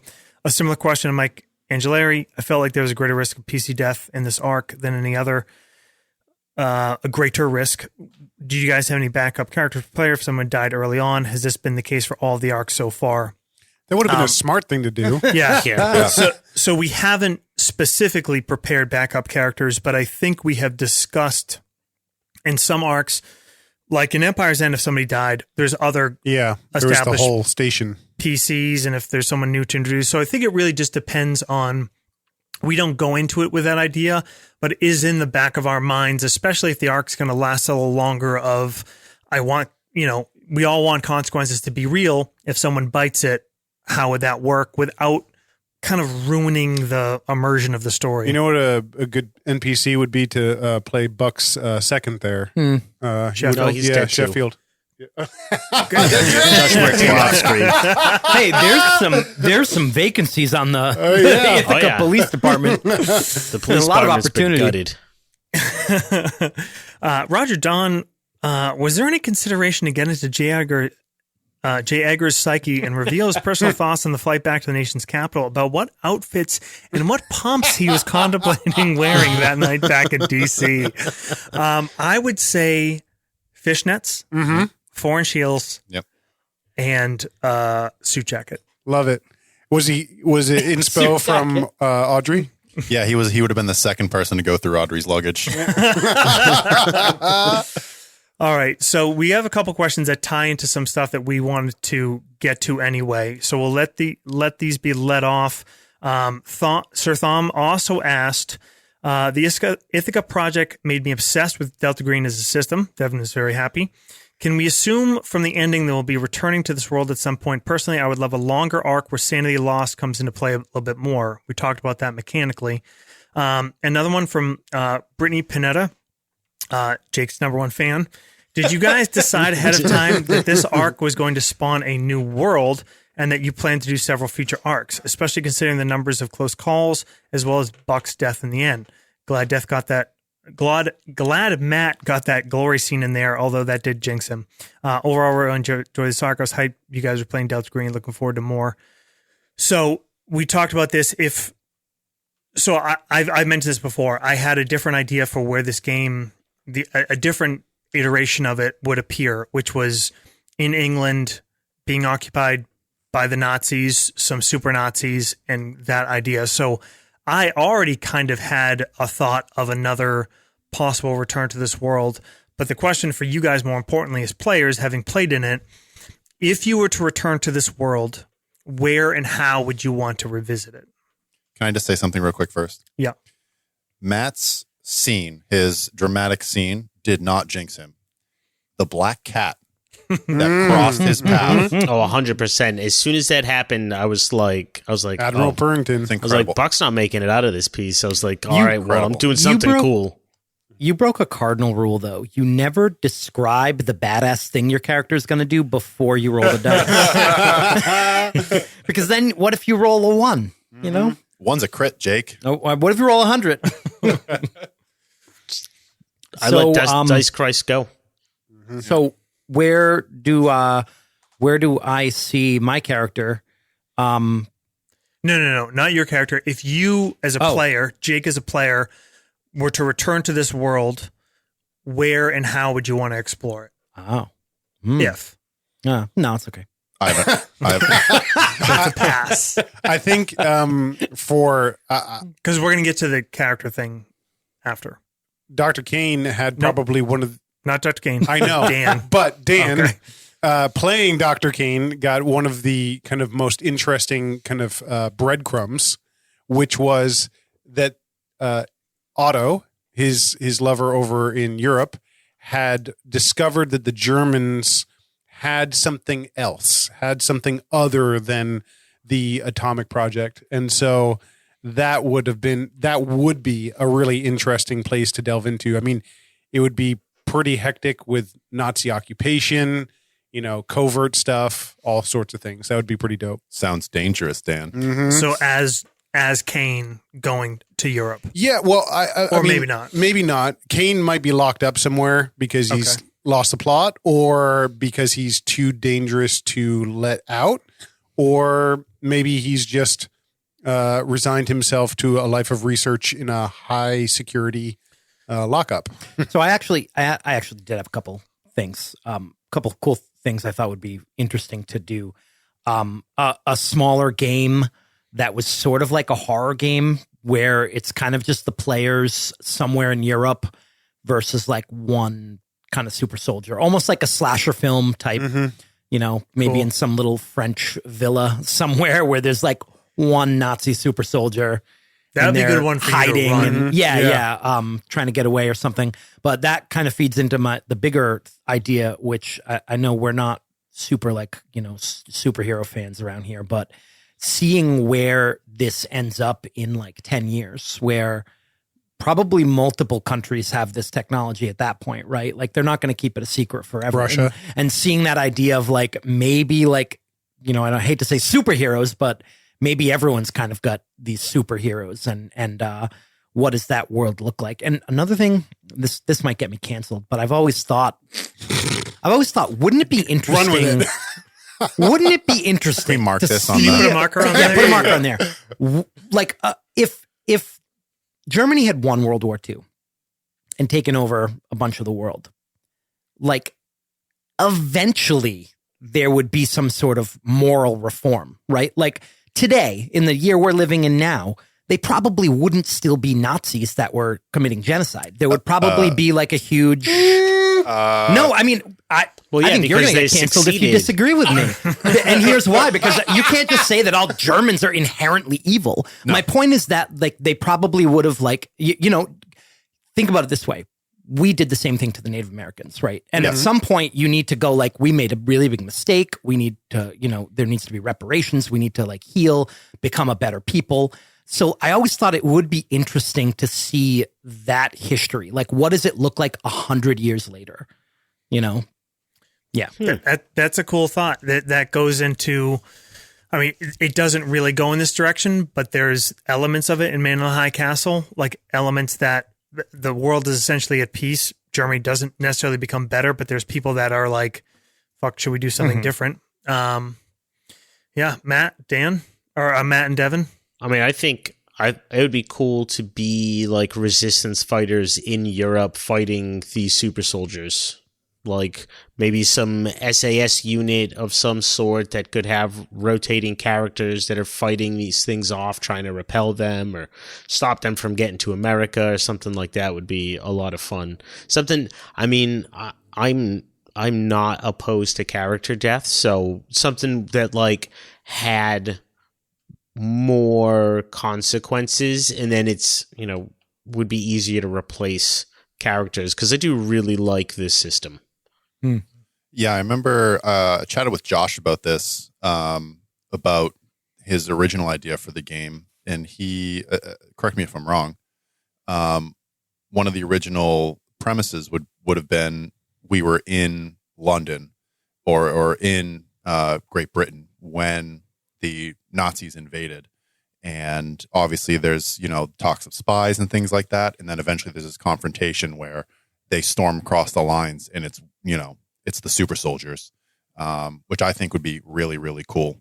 The Dan, I was doing my re-listen and hearing Otto talk about that other facility. I was like, I could just imagine sort of the, you know, windswept mountains and a facility of all stone built into the side of a mountain with, you know, the trucks going up and down, and soldiers in black and all that stuff. And it gave me goosebumps.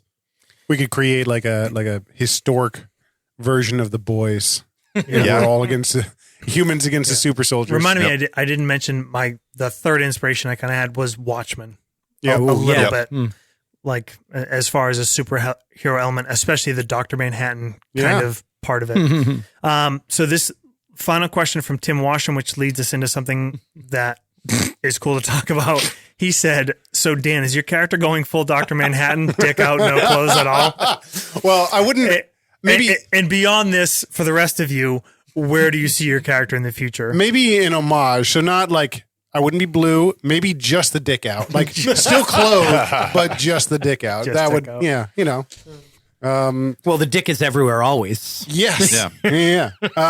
No, I think kind of what I mentioned back earlier is I think I'd like to talk about the Doctor a lot before I play him again, because there's a lot of different ways to kind of see where a character like that would fit in. Because if, you know, playing a superhuman and having those abilities can be a big balance issue, which we'd have to be cognizant of, and then there might be better uses for him elsewhere other than me role playing him again.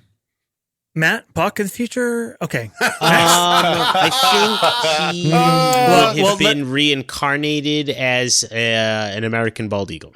A real question, if Buck had survived the encounter. There you go. Actually, I thought about this earlier. I think if he had survived, he probably would have. It's interesting. I think he would have had a final. I think he would have had an out with Audrey, but I also think I mean, the way it ended with none of you sort of mentioning the Doctor's new abilities to anybody, I think that would have irked Buck, that like it just kind of everything that happened was then just sort of swept. I think that probably may have set him down a path of like, I don't know, conspiracy theory or something like that. I think he would have, it may have broke him, kind of Little thing. gone vigilante, maybe? Yeah, something like that. Little butcher arc. Nice. Or the one guy in Stranger Things, you know, the Murray. Yeah, he's a I great think character. Slater. I was thinking about this a lot. I think Slater leaves the FBI and enlists in the army, and you know, he's just on the fucking front line, stopping the invasion, guiding these young soldiers who don't know what horrors they have in store for them yet. Nice. I have an idea for Audrey. Do we have a couple minutes? So, mountains somewhere in Virginia. There's a truck pulling up a dirt road. All you can see is the line of dust coming through the trees. Pulls up to a gate just looks like it's in the woods. Danger, high voltage. There's a little call box. Guy pulls up, presses the button. Hi, I'm here for Helen Whitaker.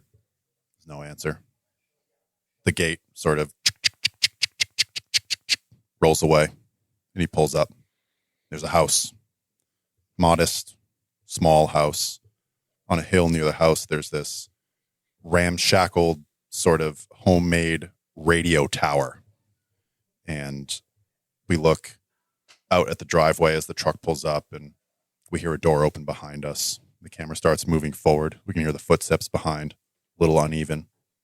And the man gets out of the truck, holds his hands up in a defensive posture. We turn around, you see Audrey Pearson, older. She has a shotgun slung around her shoulder. She's looking at the man hard. He holds up a folder. He says, Audrey Pearson? She stops. He holds out the folder and she walks up, takes a look at the folder. Has anyone seen this? Just you, ma'am. Okay. Wait outside the gate. Gets in the car, pulls out. Audrey Pearson walks back in the house. That's what I imagine. I like it. I like it. Well, we could go on. We talking about some character moments, but I think we might have spent our time here. And we have a world we could revisit. But for now, it is time for the Nastygram wheel to keep running. And I, for one, this one was work for me. It was a little outside my comfort zone, but you guys made it a very memorable and pleasurable experience. I'm excited to hand off the pack. You will hear more about what that is going to be next week. But until now, hey, thanks for listening. Had a blast in the Ithaca project. Thank you to my wonderful players. And we'll fucking see you next Tuesday. Heck yeah, adios. I love you. Peace, y'all. Later.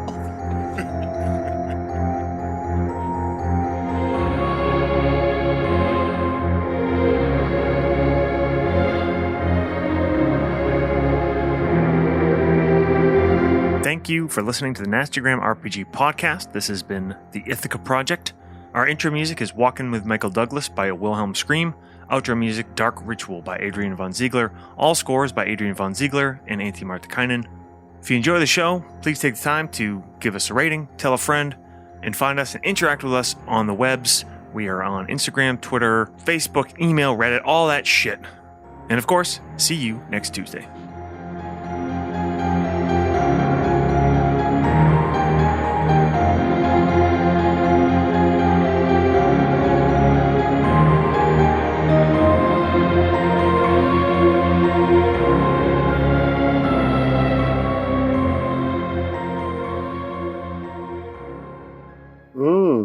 That's nasty.